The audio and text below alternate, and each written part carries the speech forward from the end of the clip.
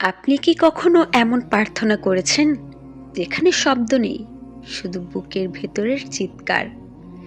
এটি সেই প্রার্থনা যা নবী করিম সাল্লাল্লাহু আলাইহি ওয়াসাল্লাম করেছিলেন, সাহাবীরা করেছিলেন এবং আকাশও বাধ্য হয়ে থমকে শুনেছিল। আল্লাহু আল্লাহু আল্লাহু আল্লাহ। আমাদের প্রিয় নবী সাল্লাল্লাহু আলাইহি ওয়াসাল্লামের জীবনে এমন মুহূর্ত ছিল যখন তিনি একা থাকতেন, রাতের সবচেয়ে নিঃশব্দ সময় সিজদায় মাথা জড়িয়ে ধরে চিৎকার করতেন।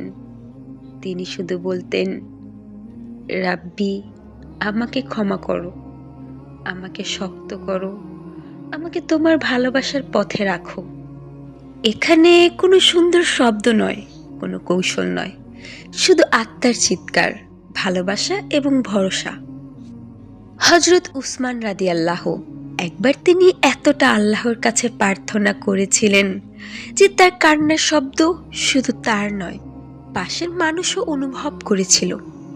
হযরত আলী রাদিয়াল্লাহু, যদি তিনি প্রার্থনা করতেন, তার হৃদয়ের শব্দ এত গভীর হতো যে মানুষ বুঝত এটা শুধু কণ্ঠ নয়, আত্মার চিৎকার। হযরত আবু বকর রাদিয়াল্লাহু ভালোবাসা প্রকাশ করতেন এমনভাবে যেন আকাশও স্তব্ধ হয়ে শোনে।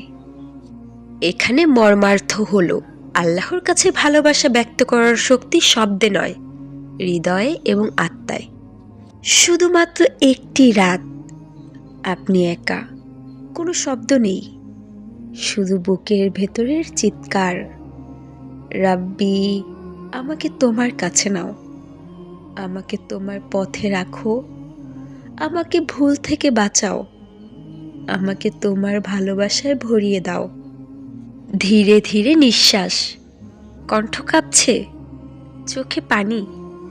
এটাই সবচেয়ে শক্তিশালী দোয়া। এটা আকাশ কাঁপায়, এটা নিশ্চুপ রবকে বাধ্য করে উত্তর দিতে। আল্লাহ কুরআনে বলেন, আল্লাহ কখনো বান্দার আহ্বান নিরাশ করেন না। সূরা গাফির।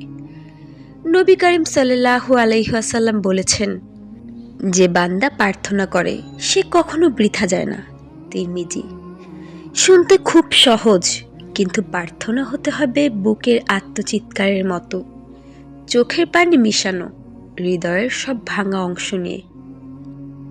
রাব্বি, আমি জানি আমি ক্ষুদ্র, আমার হৃদয় ভাঙা, আমার কান্না নীরব। আমি শুধু তোমার কাছে চাইছি, তোমার ভালোবাসায় ভরিয়ে দাও, যেন আমার চোখ আর কেউ না দেখেও আমার আত্মা জানে আমি তোমার কাছে নিরাপদ। ইয়া রব, আমাকে শক্ত করো, আমাকে ক্ষমা করো, আমাকে তোমার পথে রাখো। আল্লাহর কাছে ভালোবাসা প্রকাশের 4 ধাপ। 1. শব্দ নয়, হৃদয় দিয়ে বলুন। 2. চুপচাপ চিৎকার করুন, এমন যেন আকাশও শোনে। 3.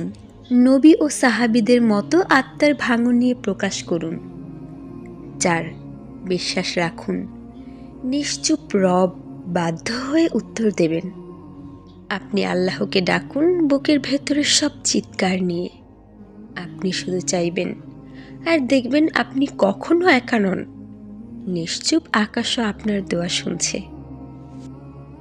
As I look to nature's beauty, dazzle them